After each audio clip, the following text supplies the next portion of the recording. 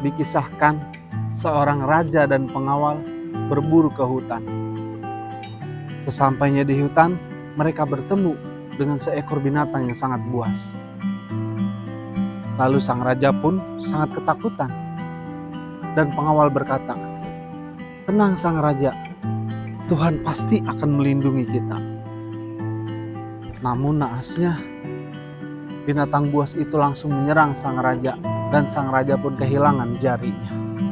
Sang raja pun sangat marah dan berkata kepada pengawal, "Mana Tuhan yang melindungi? Buktinya aku sampai kehilangan jariku." Sang raja pun sangat marah dan mereka pun kembali ke istana. Dan sang raja memenjarakan pengawal tersebut.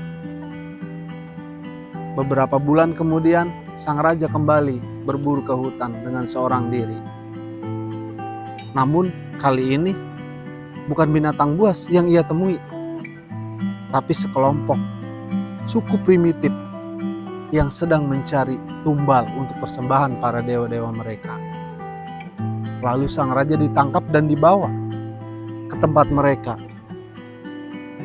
Namun anehnya, mereka semua terdiam dan melihat sang raja.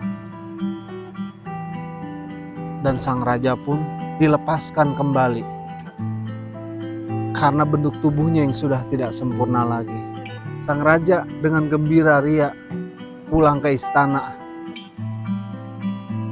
dan menemui pengawal yang ia penjarakan dan berkata, "Pengawal, hari ini kamu saya bebaskan." Dan pengawal pun kaget dan berkata, "Kenapa sang raja? Padahal hukumanku belum selesai." Lalu sang raja berkata, "Aku baru tahu kalau Tuhan benar melindungi kita. Dan takdir Tuhan itu adalah yang terbaik buat kita." Lalu pengawal berkata kepada sang raja, "Akulah yang sangat berterima kasih.